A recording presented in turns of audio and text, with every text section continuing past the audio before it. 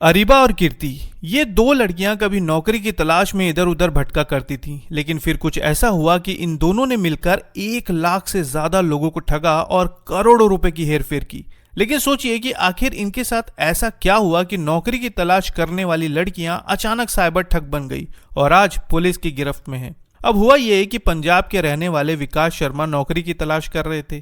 इसके लिए उन्होंने अपना रेज्यूमे कुछ ऑनलाइन वेबसाइट्स में डाल रखा था। रेज्यूमे डालने के बाद कुछ ही दिनों में इन्हें इलाइट ग्लोबल कैरियर्स नामक वेबसाइट से संपर्क किया गया। इस वेबसाइट के माध्यम से उन्हें दुबई में नौकरी का ऑफर दिया गया।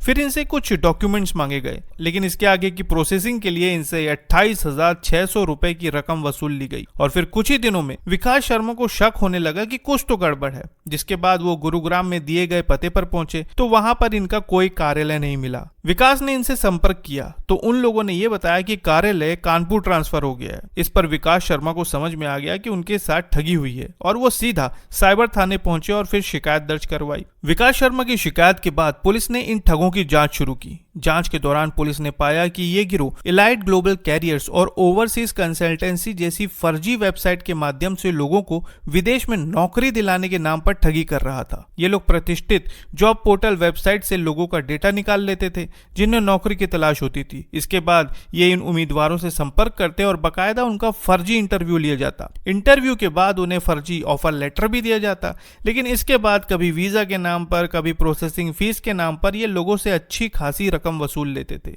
खबरों की माने तो कहा जा रहा है कि इस गिरोह ने अब तक लगभग 1,20,000 से ज्यादा लोगों से करोड़ों रुपए की ठगी की है। इतनी सारी जानकारी के बाद जब पुलिस ने इस गिरोह के सदस्यों की पहचान कर ली तो उन्होंने कुछ जगह पर छापेमारी की, जहां से सबसे पहले अरीबा अंसारी को गिरफ्तार किया गया। अरीबा की निशानदेही पर गिरोह के सरगना हरिओम पांडे, अनुराग दीक्षित उर्फ अंकुर और कीर्ति गुप्ता उर्फ स्नेहा को भी गिरफ्तार किया गया। इनके पास से 3 laptop, 9 smartphone, 14 keypad phone, 8 SIM card, wifi router, 2 passbook, 7 debit card और एक कार बरामद की गई। पुलिस जांच में खुलासा हुआ कि इस गिरोह का मास्टरमाइंड हरिओम पांडे था, जो इस पूरे नेटवर्क को चला रहा था। गिरोह में पकड़ी गई 2 युवतियां अरीबा अंसारी और कीर्ति गुप्ता दोनों ग्रेजुएट थी। ये दोनों शुरुआत में ग्लोबल कैरियर और ओवरसीज कंसल्टेंसी नाम की फर्जी वेबसाइट पर विदेश में नौकरी के लिए आवेदन कर चुकी थी, लेकिन जब इन्हें जॉब नहीं मिली तो हरिओम की नजर इन पर पड़ी और हरिओम ने इन्हें 20,000 रुपए मासिक वेतन का लालच देकर अपनी कंपनी में शामिल कर लिया और फिर धीरे धीरे ठगी के धंधे में इन्हें ढकेल दिया।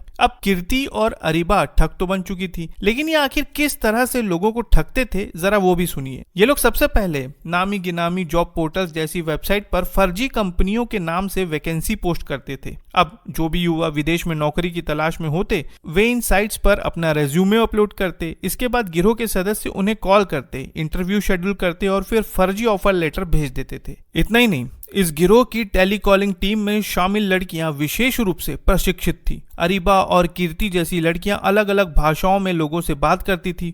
उर्दू भाषी लोगों को ठगने के लिए अरीबा जैसी युवतियां उनकी भाषा में बात करती थी ताकि वे भरोसे में आ जाए, और एक बार जब व्यक्ति फंस जाता तो उनसे प्रोसेसिंग फीस, वीजा फीस और अन्य फर्जी शुल्क के नाम पर हजारों लाखों रुपए वसूल लिए जाते थे। खबरों की माने तो इस गैंग में कानपुर के कल्याणपुर, आवास विकास और काकादेव इलाके की कई अन्य लड़कियां भी शामिल थी। ये लड़कियां बेहतरीन हिंदी, अंग्रेजी और उर्दू भाषा की जानकारी रखती थी और उसी के आधार पर अलग अलग लोगों को ठगने के लिए रणनीति बनाई जाती थी। कहा जा रहा है कि देश भर में इन ठगों ने 1 लाख से अधिक लोगों को अपना शिकार बनाया है। ये गैंग इतना शातिर था कि शायद कभी पकड़ा नहीं जाता अगर पंजाब के रहने वाले विकास शर्मा ने कानपुर साइबर सेल में शिकायत दर्ज नहीं की होती। पूछताछ के दौरान पुलिस को यह भी पता चला कि गिरोह का एक और साथी अनुराग दीक्षित पूरे नेटवर्क का हिस्सा था। अनुराग उन लोगों तक फर्जी कागजात पहुंचाने का काम करता था जिन्हें यह गिरोह निशाना बनाता था।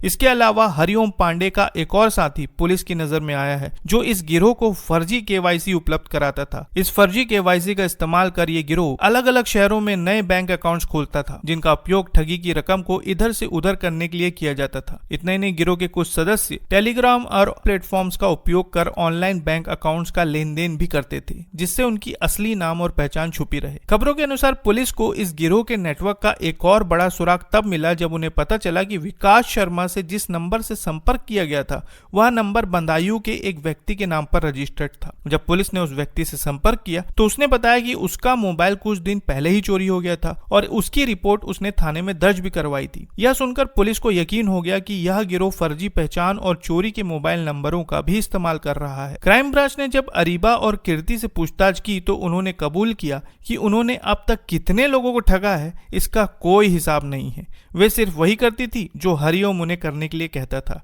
इस मामले में पुलिस इस गैंग में शामिल अन्य लड़कियों और सदस्यों की तलाश के लिए सक्रियता से छानबीन कर रही है। ये मामला नौकरी की चाह रखने वाले युवाओं के लिए एक सबक भी है कि आकर्षक ऑफर और फर्जी वेबसाइट्स के झांसे में बिल्कुल ना आए। पुलिस अब इस नेटवर्क के हर पहलू को खंगाल रही है ताकि सभी दोषियों को सजा दिलाई जा सके और भविष्य में ऐसी घटनाओं पर लगाम लग सके। तो साथियों, अगर आपके पास नौकरी के लिए किसी जॉब कंसल्टेंसी या कंपनी का कॉल आता है तो उसका बैकग्राउंड चेक जरूर करें। वैसे इस मामले में आप लोगों को क्या सलाह देना चाहेंगे कमेंट बॉक्स में जरूर बताएं और इस तरह की और खबरों को देखने के लिए चैनल को जरूर सब्सक्राइब करें। फिर मिलते हैं बिल्कुल एक नई खबर के साथ, तब तक के लिए आपका बहुत बहुत धन्यवाद। दिनांक 29 मार्च को ऑनलाइन प्रार्थना पत्र प्राप्त हुआ था कमिश्नरेट पुलिस को, जिसमें बताया गया था वादी विकास शर्मा द्वारा कि इनके साथ एक साइबर ठगी हुई है, साइबर फ्रॉड हुआ है नौकरी दिलाने के नाम पर। तत्काल इसमें अभियोग पंजीकृत किया जाता है और इसमें जो भी हमारे पास इनिशियल डिटेल्स थी उसके आधार पर हम लोग आगे कार्रवाई करते हैं।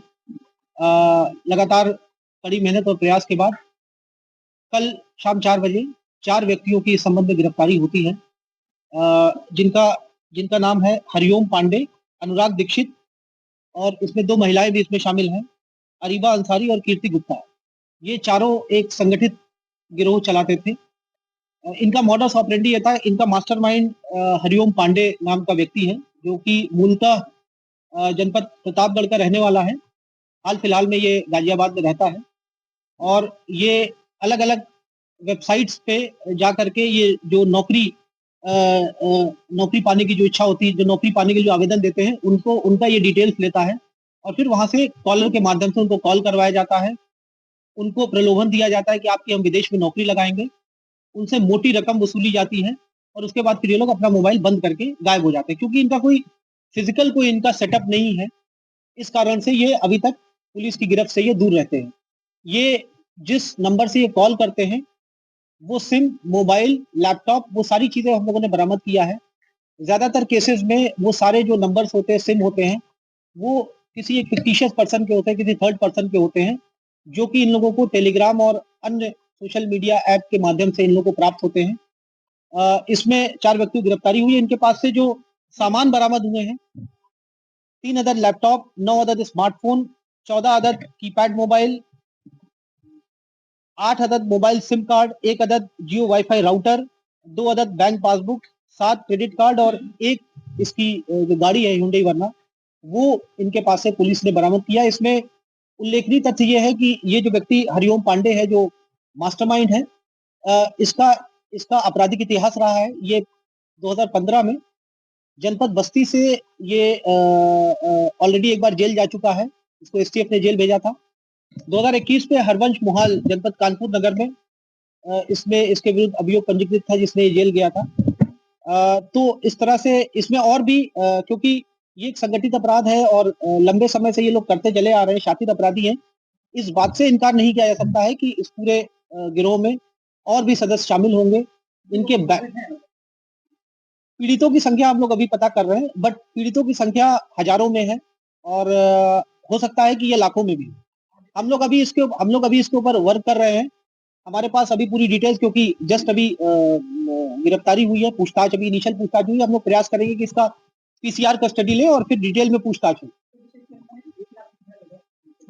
अनुमानित है, इससे ज्यादा भी हो सकते हैं। अभी ये जो हमारा अनुमान था, जो हमारी प्रिलिमिनरी इन्वेस्टिगेशन थी, जिस हिसाब से लोग आवेदन लेते हैं और उसके बाद ये कॉल करवाते हैं और टर्नआउट जो होता है, जो अकाउंट में जो ट्रांजैक्शन हुआ है, उसके बेसिस पर ये अनुमानित कीमत है, इससे अधिक भी हो सकता है।